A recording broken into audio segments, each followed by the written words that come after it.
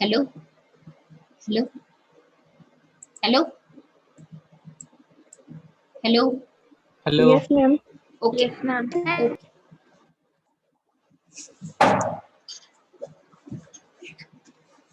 Good afternoon. Uh, the last point of this chapter is a petroleum. Right heading petroleum. Right heading petroleum. Yash Repal. Which point we have discussed in previous lecture? Yash. Yes, ma'am. Which point we have discussed in previous lecture? Biodiesel. Huh? Okay, nice. Biodiesel. Preparation, Okay. advantages and disadvantages. Very nice, very nice. Yes. Right new heading petroleum. Petroleum. Another word for petroleum is लिहून घ्या petroleum त्याच्या पुढे कंसामध्ये crude oil crude oil crude mineral oil म्हणा crude mineral oil petroleum म्हणजे crude mineral oil एक तरी पण लक्षात राहत नसेल तर मराठीमध्ये ह्या खाणीतून काढलेलं तेल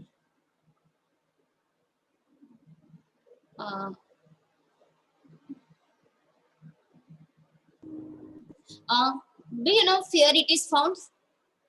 Do you know where this oil is found? Can anyone tell me?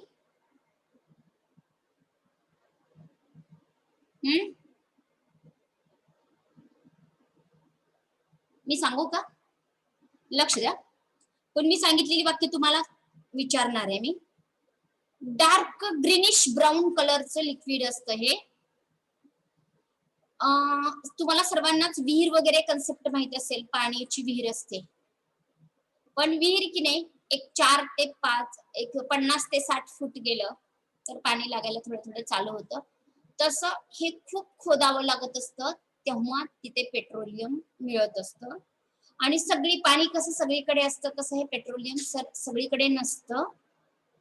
त्याच्यामध्ये ऑक्सिजन, नायट्रोजन, कार्बन हे एलिमेंट असतात आणि जमिनीच्या भूभागामध्ये असतं. वरती त्या तेलाच्या वरती गॅस पण असतो. तो गॅस म्हणजेच आपण घरामध्ये वापरतो तो एलपीजी गॅस असतो. ओके. इंट्रोडक्शन मध्ये मी तुम्हाला दोनच वाक्य सांगणार आहे. It is a greenish brown in colour and found in earth crust. Earth crust म्हणजे जमिनीच्या भूभागामध्ये सापडतं. Write down. Introduction. Petroleum is ही कोणालाही कुठलंही सेंटेन्स विचारणार आहे. Petroleum is crude oil. It is इथं स्पेलिंग आहे बघा. Dark greenish brown in colour. It is a dark greenish brown in colour.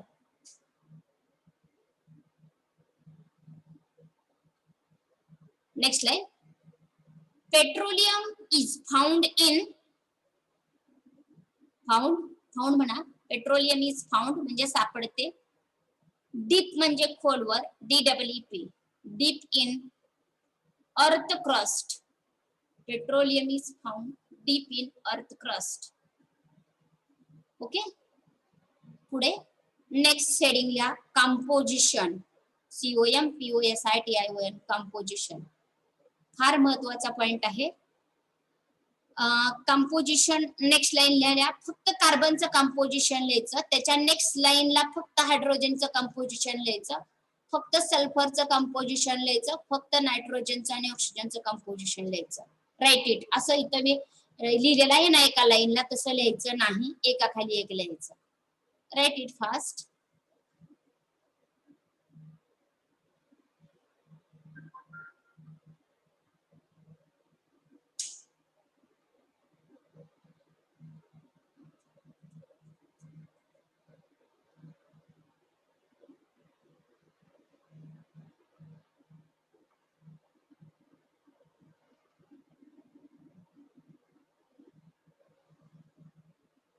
Over.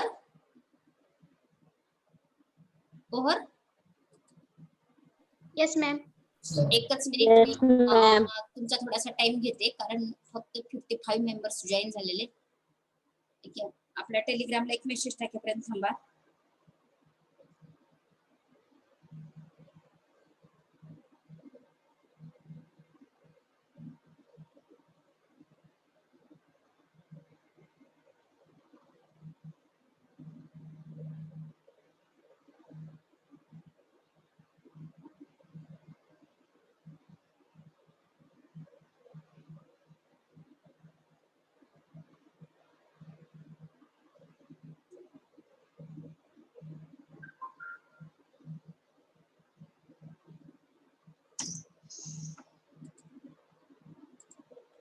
Okay, composition झालं. नेक्स्ट हेडिंग ला classification of petroleum.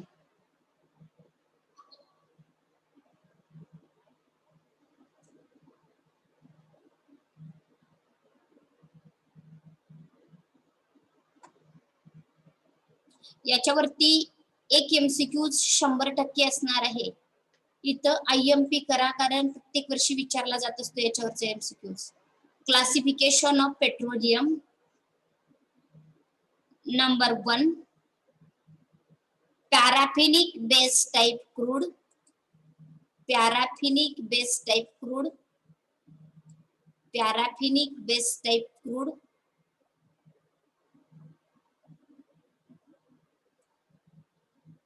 Next line. It is made up of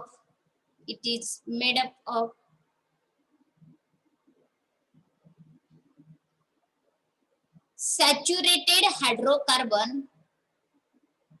Saturated hydrocarbon म्हणजे काय रे? Saturated hydrocarbon म्हणजे can anyone tell me what is mean by saturated hydrocarbon? Single bond is present. Carbon single bond is present. Very nice.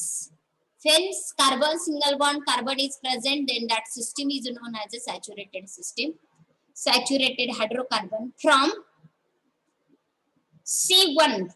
कार्बनच्या पुढे कार्बनच्या इथं बेसला 1 लिहायचं. TO2 C35. Hydrogen आपोआपच येते. Carbon बरोबर ती हायड्रोजन आपोआपच येते.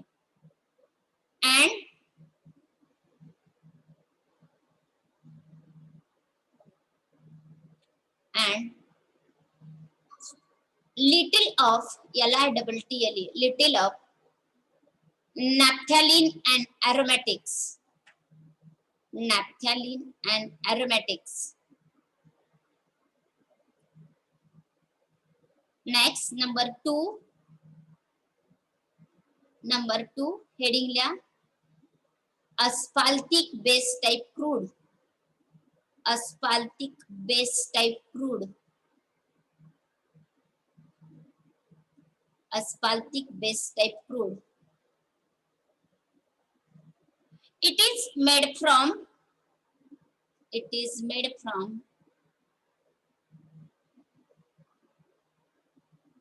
cycloparaffin. Cycloparaffin इथं आहे बघा. Cycloparaffin or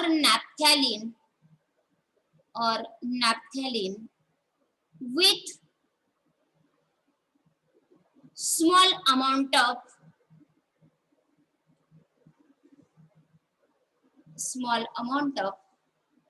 paraffin and aromatic hydrocarbon. Paraffin and aromatic hydrocarbon. Next, number 3, mixed base type crude. Mixed base type crude.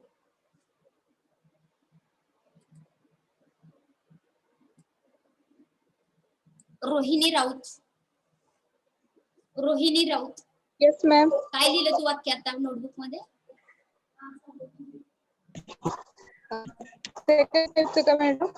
काय लिहिलं शेवटचं वाक्य? शेवटचं सेंटेन्स काय लिहिलं नोटबुक मध्ये? Hello,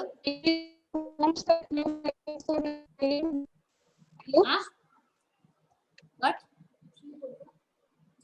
Say Amit Shelke. अमित शेळके हा मॅडम. कुठलं वाक्य लिहिलं तू आता? Mixed base type crude.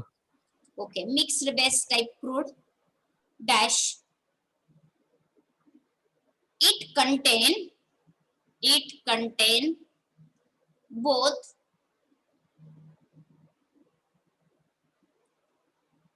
पॅराफिनिक म्हणजे वरचा एक नंबरचा पॅराफिनिक अँड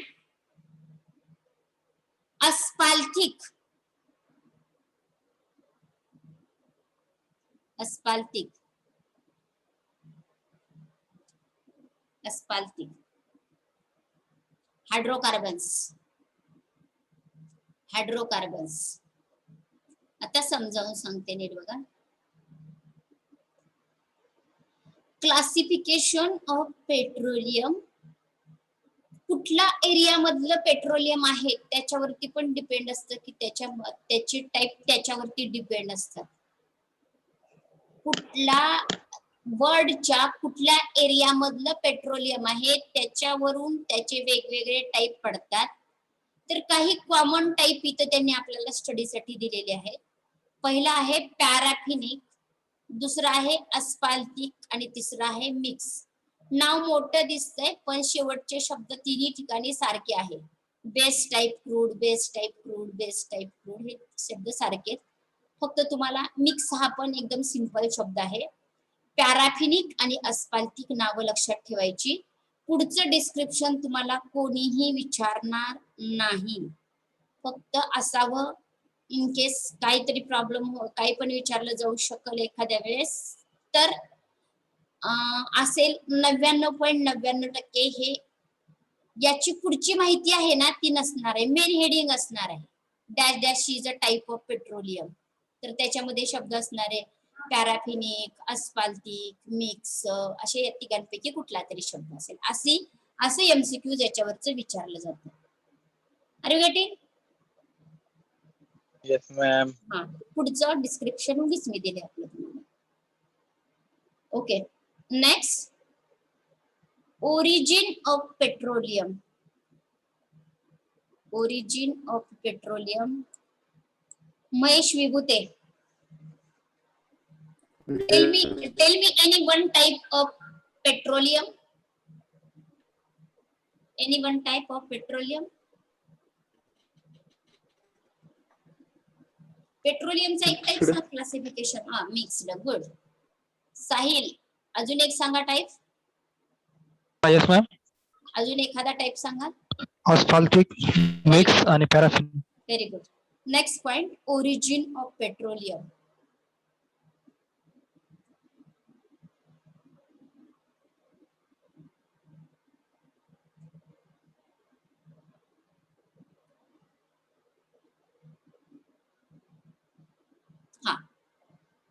लक्ष द्या. Origin of petroleum. Listen very carefully. मी सांगते पेट्रोलियम म्हणजे क्रूड ऑइल. ते तेल खाणीतून काढलं जातं ते कसं तयार झालं मराठीतून सांगते. खूप दिवसापूर्वी भूगर्भातल्या हालचाली उदाहरणार्थ ज्वालामुखीचा उद्रेक, भूकंप ह्या किंवा अजून काही भूगर्भातल्या हालचालीमुळं प्राणी, वनस्पती मग ते कुठल्या पण टाईपचे असू देत, समुद्रातले प्राणी असू द्या किंवा कुठले इथले आपल्या जवळपासचे व्हेजिटेबल्स असू द्या, प्लांट असू द्या, त्या भूगर्भातल्या हालचालीमुळं ते जमिनीखाली गाडले गेले. मग गाडले गेल्यामुळं ऑब्विसली त्याच्यावरती प्रेशर अप्लाय होणार आहे मातीचं, खडकांचं. मग त्याच्यावरती प्रेशर अप्लाय झालं, ते हीट झाले आणि त्याच ठिकाणी ते खूप दिवस राहिले गेले. म्हणजे त्यांना प्रेशर मिळालं, टेम्परेचर मिळालं आणि ते एकाच ठिकाणी खूप दिवस राहिले गेले. मग हे जे गाडले गेलेले प्लांट आणि ॲनिमल्स आहेत, जे गाडले गेलेले प्लांट आणि ॲनिमल आहेत त्यांना रेडिओ मटेरियलने किंवा रेडिओ सबस्टन्सने, तुम्हाला माहित आहे खडकामध्ये, मातीमध्ये वगैरे एलिमेंट असतात आपले पिरियोडिक टेबल मधले, तर या रेडिओ एलिमेंटच्या मदतीनं आणि ज्या वेळेस एखादा एनिमल गाडला जातो किंवा एखादा समजा काहीतरी एनिमल आहे आणि गाडला गेलेला आहे, पुरला गेलेला आहे, काही दिवसानंतर त्याचा वास यायला चालू होतो, कारण बॅक्टेरिया त्याचं डिकम्पोजिशन करत असतात. आपण जर त्याला पूर्णपणे त्याला प्रिझर्व केलं तर ते प्रिझर्व होऊ शकतं, कारण बॅक्टेरियाची वाढ होत नसते. आणि मग अशा केसेस मध्ये प्रिझर्व करायचं असेल तर बॅक्टेरियाची जर नाही वाढ झाली तर वास सुद्धा येत नसतो. तसं ज्यावेळेस ते बरीड होतात, ज्यावेळेस ते गाडले जातात, त्यावेळेस बॅक्टेरिया त्याचं डिकम्पोजिशन करत असतं.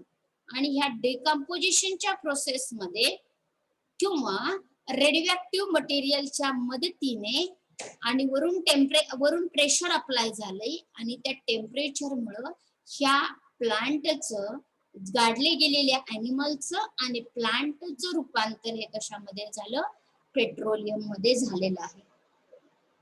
R you getting? Yes, madam. आता मला उत्तर सांगा. Who is the main source of petroleum? Who create it? Who is the main source? What is the reactant? Who is the reactant of petroleum? Plant and animal. Plants. Why it is get buried? Due to change in earth. Changes in earth.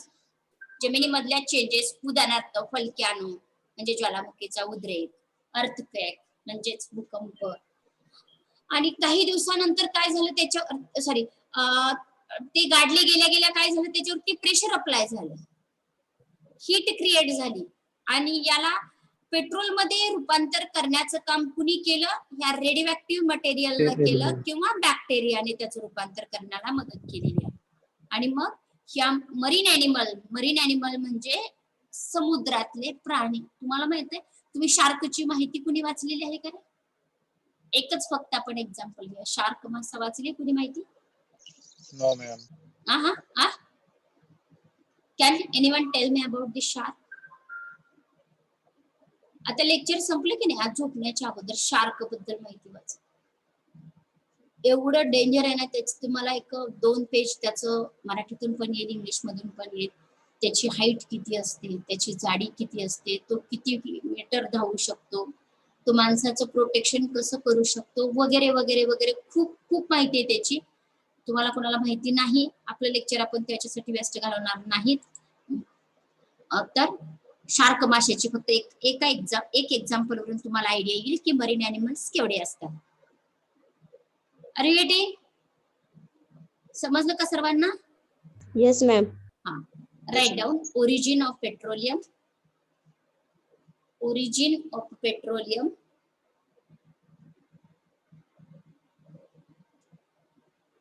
Next line. According to modern theory, petroleum.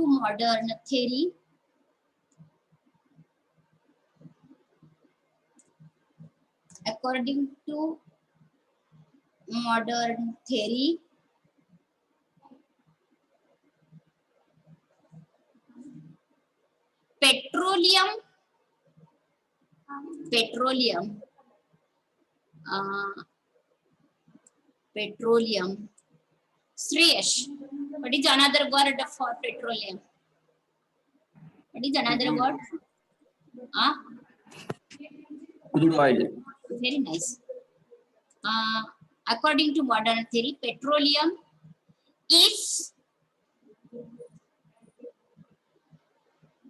is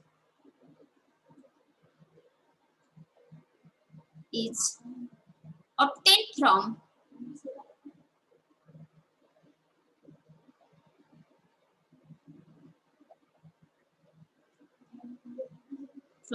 the mine. M-I-N-E, mine.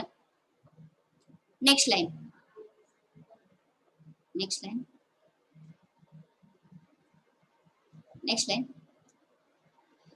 Change in earth change in earth like volcano, volcano, volcano, volcano, buried, buried, buried, marine animals and vegetable,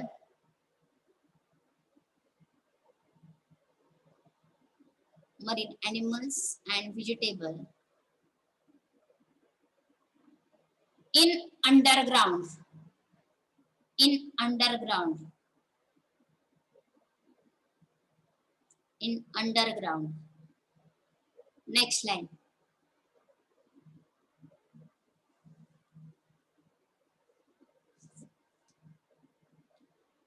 Next line. These, THESE, these plant and animal, plant and animal subjected to, SUBJCTED, subjected to pressure and heat.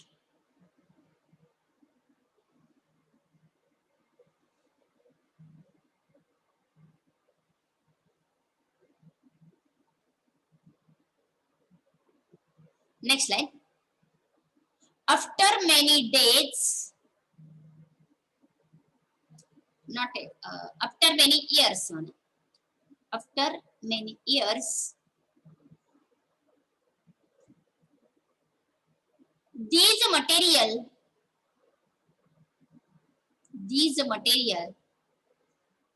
in bracket plant and animal, these material into bracket plant and animal are converted into hydrocarbons, converted into petroleum,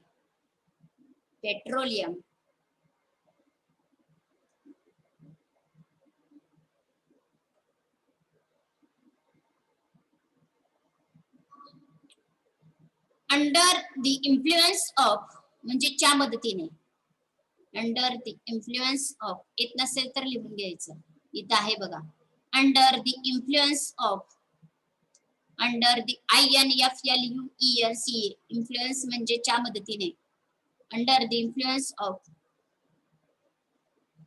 radioactive element म्हणजे uranium वगैरे, radioactive element or by bacterial decomposition, or by bacterial decomposition, or by bacterial decomposition.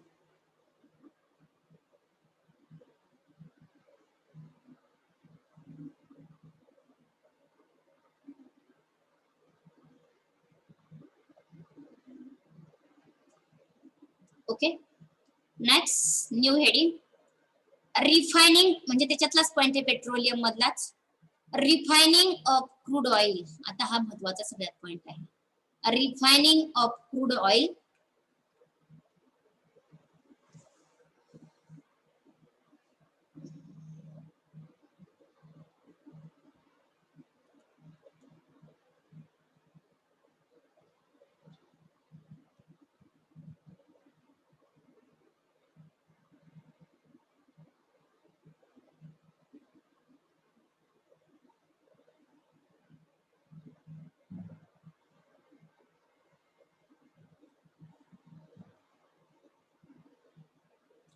Okay, लक्ष द्या, very important point is here.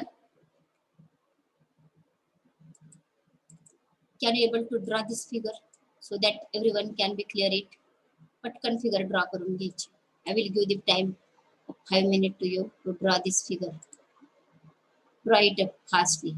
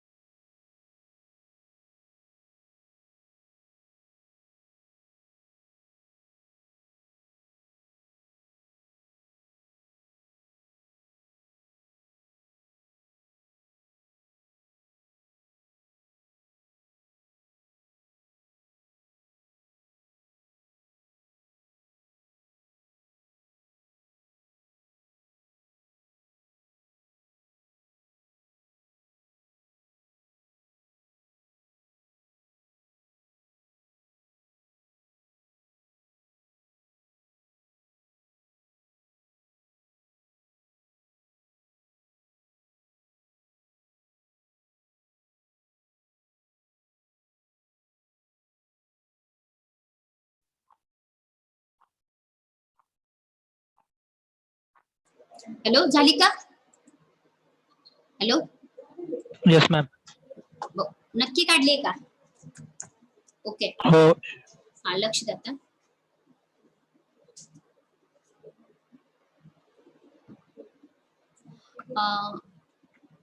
हे crude oil जे आहे ते म्हणजे अशुद्ध तेल असतं. तर ते खाणीतून काढल्यानंतर त्याच्यामध्ये थोडस खारट पाणी पण असतं, त्याला ब्राईन वॉटर असं म्हणायचं किंवा साल्टी वॉटर असं म्हणायचं. साल्टी वॉटर असतं, त्याच्यामध्ये सल्फर एक असते, सल्फर. आणि हे सगळं तेल जे आहे ते एकत्रित मिक्स असतं. हे बघा, इथं पेट्रोल आहे, डिझेल आहे, सगळे तेल एकत्रित मिक्स असतं. काय काय असतं म्हणून सांगितलं, सांगा. पेट्रोल, डिझेल, ऑल ऑइल, अजून कुठल्या केमिकल एलिमेंटचं नाव घेतलं मी? सल्फर. आणि पाणी कसलं असतं? खारट, सॉल्टी, खारं पाणी असतं. तर 3 स्टेप आहेत सेपरेशनच्या. पहिल्या स्टेप मध्ये खारट पाणी बाजूला काढून टाकलं जातं. दुसऱ्या स्टेप मध्ये सल्फर बाजूला काढून टाकलं जातं. आणि तिसऱ्या स्टेप मध्ये पेट्रोल, डिझेल, ऑइल, केरोसिन आपण घरामध्ये वापरतो तो LPG गॅस, ही बाकीची त्यांची फॅमिली आपण सेपरेट करत असतो. पहिल्या स्टेप मध्ये कोणाला बाजूला काढतो? खारट पाणी. खारट पाणी, त्याला साल्टी वॉटर म्हणायचं किंवा ब्राईन वॉटर असं म्हणायचं. दुसऱ्या स्टेप मध्ये काय रिमूव्ह करतो? सल्फर. आणि तिसऱ्या स्टेप मध्ये फ्रॅक्शनल डिस्टिलेशन करतो, म्हणजेच पेट्रोल, डिझेल, केरोसिन वगैरे बाजूला काढत असतो. तर पहिल्या स्टेप मध्ये काय करायचं, त्या प्रोसेसला सेपरेशन ऑफ वॉटर म्हणायचं. आणि ती ही मेथड आहे, ही कट्रेल या सायंटिस्टने डिस्कवर केलेली आहे. म्हणून या मेथडला कट्रेल प्रोसेस असं म्हणायचं असतं. MCQs ला 100% प्रश्न असणार आहे. Dash dash process is used for removal of water in petroleum oil. Which process is used here? Cottrell process is used.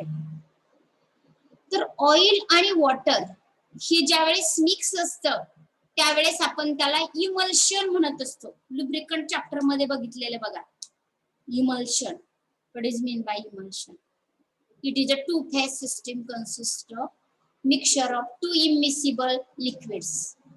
आठवते का बघा? नाहीतर आठवते का? नाहीतर मग मी सांगते. इमल्शन म्हणजे 2 एकमेकांमध्ये न मिक्स होऊ देणारे लिक्विड जर आपल्याकडे असेल तर त्याला इमल्शन म्हणायचं असतं.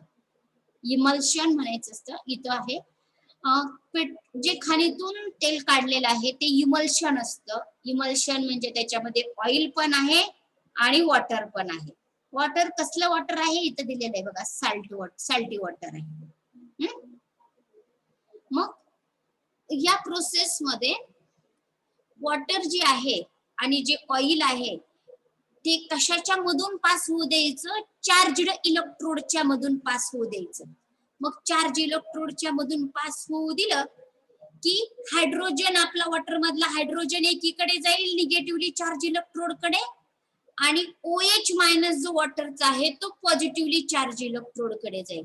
म्हणजे एक जण कॅथोड कडे जाईल, एक जण एनोड कडे जाईल, आणि काही वेळानंतर ते आपण सेपरेट काढू शकेल. Are you getting? कसे सेपरेट काढायचं? चार्ज इलेक्ट्रोड मधून पास, चार्ज इलेक्ट्रोड तिथून पास करायचं. चार्ज इलेक्ट्रोड असतील त्याच्यातून ते जे अशुद्ध तेल आहे ते जाऊ द्यायचं. अशुद्ध तेलामध्ये पाणी पण असणार आहे आणि तेल पण असणार आहे.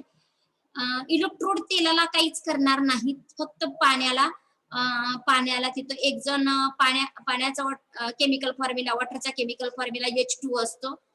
एका साईडला H जाईल, दुसऱ्या साईडला OH जाईल, आणि वॉटर तेवढं सेपरेट होईल आणि ऑइल तसंच राहील, तिथं जागेवरती राहील. कळालं का तुम्हाला? आता दुसरी प्रोसेस, रिमूव्हल ऑफ सल्फर.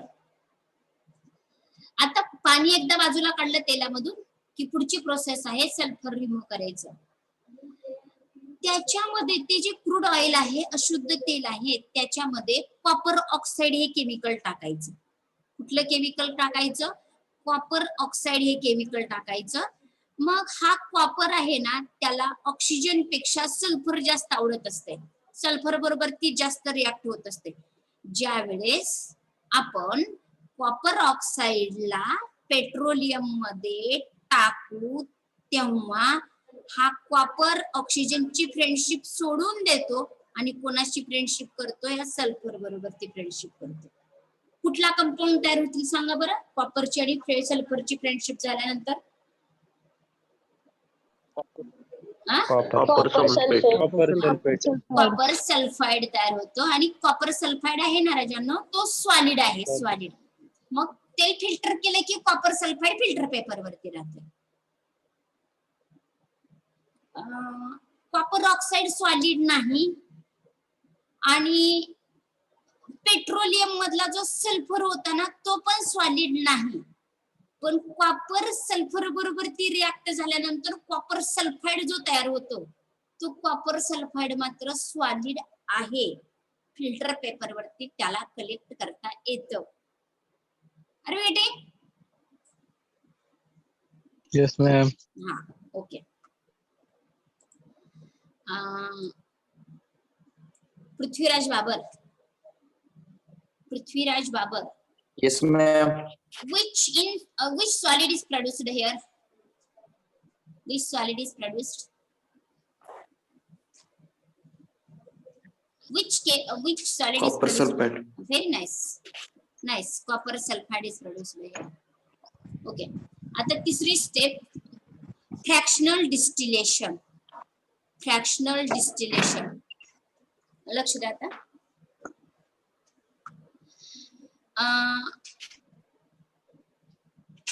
इथं वाचा बरं, मी कर्सर फिरवते तिथं वाचा. Gases. गॅसेस म्हणजे आपल्या घरातला एलपीजी गॅस. हा, पुढे Petroleum ether. पेट्रोलियम इथर. पेट्रोलियम इथर.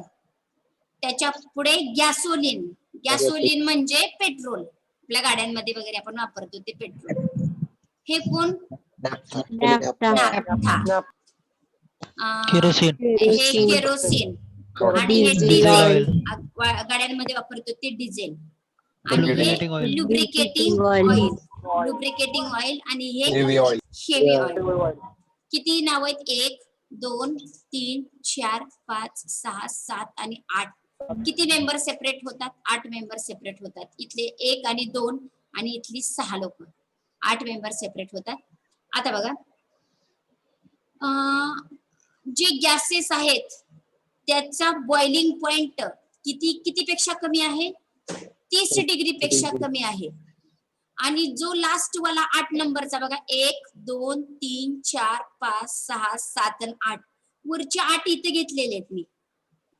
वरचे इथले 8 आहेत ना, हे मेंबर, ते मेंबर इथं आहेत. Name of fraction. ओके. कुणाचा बॉइलिंग पॉइंट सगळ्यात कमी आहे? Yes. वरचा. आणि कुणाचा बॉइलिंग पॉइंट सगळ्यात जास्त आहे? याचा. पण बॉइलिंग पॉइंट आहे, पण हे बघा, सगळेच हे जे सगळी लोक आहेत, हेवी ऑइल कुठे आपलं? लक्ष द्या. हा, हेवी ऑइल किती आहे?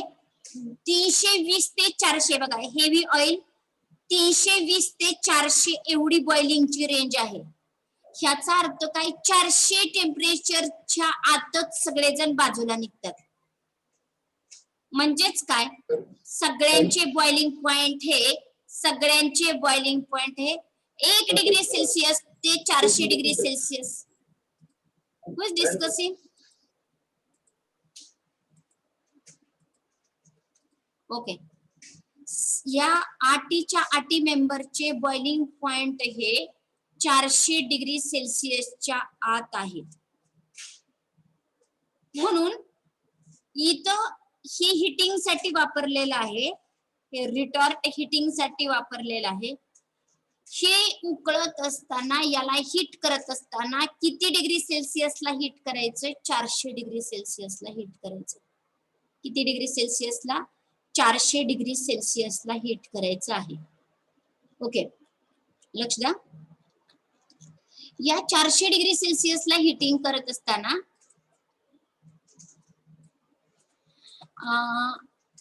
पहिल्यापासून आता ह्या फिगर बद्दल माहिती सांगणार आहे. हा एक टॉवर आहे, टॉवर. हा एक टॉवर आहे. हा टॉवर हा टॉल आहे, उंच आहे. हा टॉवर हा सिलेंड्रिकल आहे आणि प्रत्येक टॉवरला असे ट्रे आहेत. ट्रे 1 2 3 4 5 6 आणि 7. 6 जणांना बाजूला काढायचे म्हणून इथं 7 ट्रे लागतात. 7 ट्रे आहेत. प्रत्येक ट्रेला इथं स्मॉल चिमणी आहे. इथं एक चिमणी आहे, इथं एक चिमणी आहे, इथे एक चिमणी आहे, इथे एक चिमणी आहे. प्रत्येक ट्रेला 2-2 अशा चिमणी आहेत. या प्रत्येक चिमणीचा कॅप हा लूज आहे. चिमणी म्हणजे काय? उंच असा भागाला चिमणी असं म्हणायचं. या प्रत्येक चिमणीला कॅप आहे, पण तो कॅप काय आहे? लूज आहे. लूज आहे म्हणजे कुठल्या पण चिमणीचा कॅप हा पॅक बसवलेला नाही. हे बघा डिस्टन्स आहे. ह्या उभ्या लाईन पासून हे हाफ सर्कल काढलेला आहे, तिथं थोडस डिस्टन्स आहे. मीन्स चिमणी हॅव्हिंग ए लूज कॅप. चिमणीला काय असतात? लूज कॅप असतात. या प्रोसेस मध्ये हायर बॉइलिंग पॉइंट असणारा फ्रॅक्शन हा फर्स्ट कलेक्ट होतो आणि ज्याचा बॉइलिंग पॉइंट हा कमी आहे तो फ्रॅक्शन तो भाग त्या पेट्रोलियम मधला तो पदार्थ हा एकदम लास्टला वरती जाऊन सेपरेट होतो. या ठिकाणी हे जे हिटिंग करायचं जे भांड आहे इथलं त्याला रिटॉर्ट असं म्हणायचं. RETORT, रिटॉर्ट असं म्हणायचं. ह्या क्रूड ऑइल ह्या आयर्न रिटॉर्ट मध्ये 400 डिग्री सेल्सिअस पर्यंत हीट करायचं. नंतर ह्या तयार होणाऱ्या वेपर्स ह्या टॉल सिलेंड्रिकल टॉवर मध्ये जातील. त्याला फ्रॅक्शनेटिंग कॉलम असं म्हणायचं. या कॉलम मध्ये ट्रेज आहेत. त्या ट्रेजला चिमणी आहे, चिमणीला लूज कॅप आहे. वेपर्स ह्या वरती जाऊन कूल होणार आहेत आणि कूल झालेल्या वेपर्स या इथे कलेक्ट होणार आहेत. Are you getting? आणि कलेक्ट झालेल्या वेपर्स या इथून सेपरेट करता येत असतात. Are you waiting or not? Yes. हा, इथं दिलेलं आहे बघा लूज कॅप, हेडिंग दिलेलं आहे. हे लूज कॅप आहे. चिमणी डाऊन स्पॉट, खाली लिक्विड येण्यासाठी इथं उभे कॉलम दाखवलेले. तिथे एक कॉलम आहे, इथे एक कॉलम आहे, इथे एक कॉलम आहे, इथे एक कॉलम आहे, इथे आणि इथे. वरून खाली वेपर्स येण्यासाठी, कूल होऊन वेपर्स येण्यासाठी असे डाऊनवर्ड डायरेक्शन मध्ये कॉलम काढलेले आहेत. आता मी याच्या अगोदरच्या लेक्चर मध्ये तुम्हाला सांगितलं होतं की uncondensed gas C1 to C carbon जर 1 ते 4 कार्बन एकत्रित आलेले असतील तर त्याच्यापासून LPG गॅस बनवता येत असतो. म्हणजे LPG गॅस मध्ये C1 to C4 एवढे कार्बन ऍटम असतात. त्यानंतर पेट्रोलियम इथर याच्यामध्ये C5 to C7 एवढे कार्बन असतात. आपण पेट्रोल जे वापरतो त्या पेट्रोल मध्ये C4 असेल तर कशामध्ये जातं? C4 असेल तर कशामध्ये जातं? कार्बन जर 4 जण असतील तर ते काय बनवणार? LPG गॅस बनवणार. कार्बन नंबर 5 ते 9 ह्याच्या रेंज मध्ये असतील तर ते काय बनवणार? पेट्रोल बनवणार. नाफ्थालीन, नाफ्था म्हणजे स्पिरिट.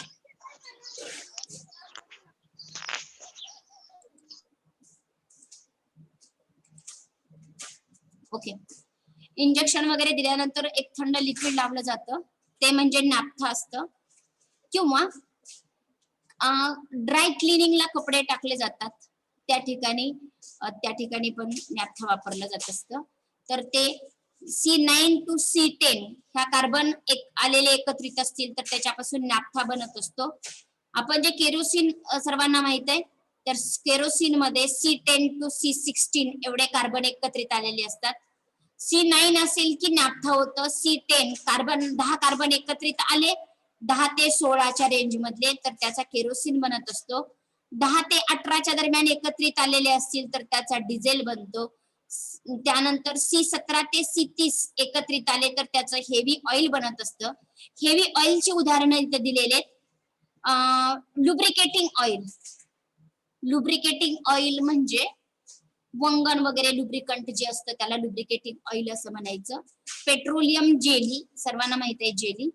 ग्रीस लुब्रिकंट चॅप्टर मधलं ग्रीस. आणि paraffin wax.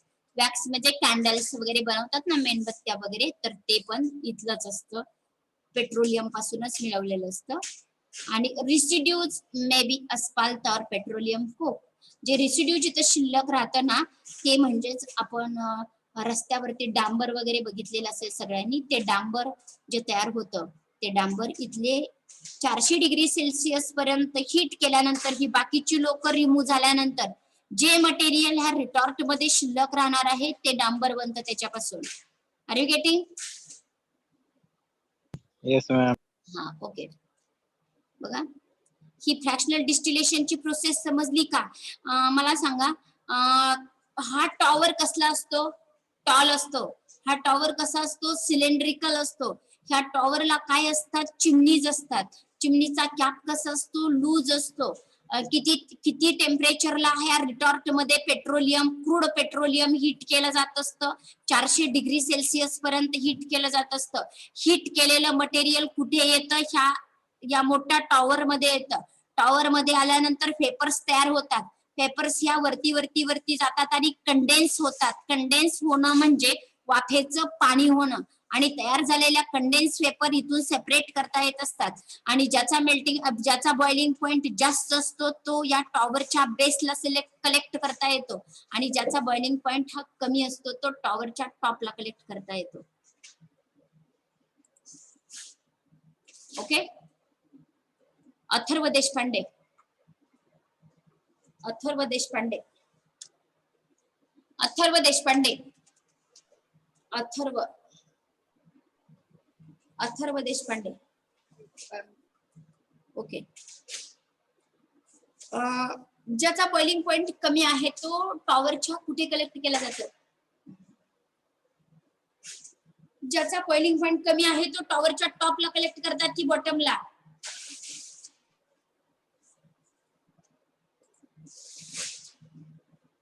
Okay. Megha. Megha roll number 1. Yes, ma'am. ज्याचा बॉइलिंग पॉइंट कमी आहे ते या टॉवरच्या टॉपला कलेक्ट होतात का बॉटमला कलेक्ट होतात? Top ला. टॉपला. गुड. खुशी धोत्रे. मॅम. हा. या ठिकाणी टॉवर मध्ये each tower consists of dash dash. Tower मध्ये काय असते? Small chimney. चिमणी. आणि cap of chimneys packed or it is loose? Loose. Loose. Next one Deepti More. Deepti More. Hi, yes, ma'am. Here this crude oil is heated. Here it is heated. Report. Very nice. It is heated in retort. In retort, vapor is produced. That vapor goes into Sharayu. That vapor goes into dash dash. Here it is going. त्या vapours कुठे जातात? Retort मध्ये heat केलेल्या vapours कुठे जातात? Deepti More. Roll number 3. Cylinder. Cylinder. Not a cylinder, it is a tower. It is a tower. This tower is also known as a fractionating column. Fractional भाग, छोटे छोटे भाग. फ्रॅक्शन म्हणजे भाग, काही भाग. तर काही भागांमध्ये डिवायडेशन होतं म्हणून या कॉलमला फ्रॅक्शनेटिंग कॉलम असं म्हणायचं. एमसीक्यूज डेफिनेटली असणारे फ्रॅक्शनेटिंग कॉलम याच्यावरती. Okay. Next. Kenny. Yes ma'am. how many steps is used for separation of this crude petroleum oil? How many steps are Ma'am, used there? 3 steps are there. 3 steps are there. In first step, dash is removed. In first step, dash is removed. Water. Huh? Water is removed. Salty water is removed. Very nice. And in second step, Aditya, roll number 28. In second step, dash is removed. Roll number 28. Harmful sulfur. Sulfur is removed. And third step, it is no any substance is removed. There is a fractional distillation, means separation. Separation करायचं, व्यवस्थित systematic करायचं, सगळ्यांना separate करायचं. Give me name of any one gases used here. Poonam, any one gases produced or any one gases separated? LPG gas. Which gas is separated there? LPG gas. Are you getting? Pratiksha Patil. Pratiksha Yes, ma'am. Patil. What is another name of gasoline? Petrol. Very Petrol. nice. Okay, petroleum. And can anyone tell me 3 names out of these 6 members? Can you tell me? Out of 6, can you tell me 3 names? Petrol, diesel, kerosene. Lubricating oil. Lubricating oil. Give the name of 3 lubricating oils. Gasoline, naphtha, kerosene. चुकलं. Lubricating oil म्हणजे आपण आता नाही का इथं पाहिलं, हे बघा लुब्रिकेटिंग ऑइल. हे लुब्रिकेटिंग ऑइल पेट्रोलियम जेली कुठे वापरतात? पेट्रोलियम जेली कॉस्मेटिक्स मध्ये वापरतात. हे पेट्रोलियम लुब्रिकेटिंग ऑइल कुठे वापरतात? लुब्रिकंट म्हणून वापरतात. हे ग्रीस आणि पॅराफिन वॅक्स म्हणजे कॅन्डल्स वगैरे बनवताना हेवी ऑइलची नावं आहेत. हेवी ऑइल आणि लुब्रिकेटिंग ऑइल म्हणजे लुब्रिकंट म्हणून वापरायचं. आणि याचे टाईप आहेत कुठले? हे paraffin wax, petroleum jelly, grease. Are you getting? Write down. Refining of crude oil. Refining of crude oil. Fraction म्हणजे काय रे? फ्रॅक्शन म्हणजे काय रे? फ्रॅक्शन नंबर म्हणजे काय? भाग घटक. भरपूर भागातले छोटे छोटे पार्ट. समजा आपल्याकडे एक भाकरी असेल, त्या भाकरीतले 4 भाग होतात, तसे ते फ्रॅक्शन झाले, 4 फ्रॅक्शन झाले त्या भाकरीच्या. पूर्ण एका पूर्ण भाकरीचे 4 भाग झाले, तसे त्याला एकाला फ्रॅक्शन म्हणायचे. 1 फ्रॅक्शन, 2 फ्रॅक्शन, 3 फ्रॅक्शन, 4 फ्रॅक्शन असं. Refining of crude oil. Next lecture we will discuss or write this point because time is over. And next lecture will be start at 3:15. आणि CS च्या पण पेपरची लिंक आज पाठवली जाईल 4 वाजता, सॉरी 4:15 वाजता. तो पण पेपर तुम्ही सॉल्व्ह करा. मला वाटतं फक्त EM चा पेपर शिल्लक राहील. मग अशी लिंक ओपन होत नव्हती, लिंक ओपन झाली का रे राजांनो? Yes, ma'am. हा, जर सोडवलं Repeat नसेल रिपीट पाठवली सरांनी. हा, ठीक आहे. आणि CS चा पण पेपर सोडवा, मग 1-2 दिवसात तुम्हाला मार्क पाठवता येतील. EM चा पेपर झाल्यानंतर परवा मार्क पाठवून देतो आम्ही. का बघितलेत तुम्ही मार्क? No, ma'am. आणि जे पण शिकवलेत ना त्याच्या नोट्स आहेत ना, ऍटलिस्ट नोट्स तरी पेंडिंग पडून देऊ नका. प्रिंट आउट, झेरॉक्स काय काढायचे ते काढून मटेरियल रेडी ठेवा. युनिव्हर्सिटीच्या पेपरचा टाइम टेबल आलेला आहे, बघितले का ग्रुप वरती तुम्ही? Yes ma'am. किती तारखेपासून चालू आहे युनिव्हर्सिटीचे पेपर? 5 तारखेपासून चालू आहेत. आणि आता गेल्या आठवड्यात की नाही डिप्लोमाचे पेपर झाले फर्स्ट इयरचे, तर प्रत्येक मुलाला पेपर वेगवेगळा होता केमिस्ट्री फिजिक्सचा. आपल्यावरती पण कशी वेळ येईल सांगता येत नाही, त्यामुळे कुणावरती डिपेंड राहायचं नाही. आपल्या ऍटलिस्ट नोट्स तरी रेडी ठेवायच्या. ज्याला चांगले मार्क पास व्हायचे त्यांनी, आणि ज्याला चांगले मार्क पाडायचे त्यांनी अभ्यास सुद्धा रेडी ठेवायला पाहिजे. ओके, असाइनमेंट वगैरे ह्या आठवड्यातच सबमिट करून टाका, म्हणजे ट्रेस येणार नाही. आणि कोणीतरी मगाशी मला एक व्हॉट्सअपला मेसेज पाठवलाय की असाइनमेंटची लिंक ओपन होत नाही.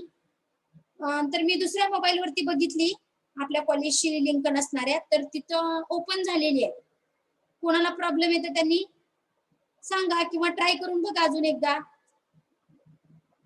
आणि असाइनमेंट वगैरे सबमिशन ह्या आठवड्यात संपून जाऊ दे ISC च्या अगोदर, म्हणजे तुम्हाला ट्रेस येणार नाही आहे ऐन वेळेस. ठीक आहे. Okay, we will stop here. Hello ma'am, हा बोला. मला कॉलेजचा ईमेल आयडी मिळेल का? बुलबुल आहे ना जय? नाही राहू सर घरी. बरं, ज्याला ज्याला पाहिजे ना त्यांनी व्हॉट्सअपला मेसेज पाठवा, म्हणजे मी देईल. Okay ma'am. लगेच पाठवा बरं का.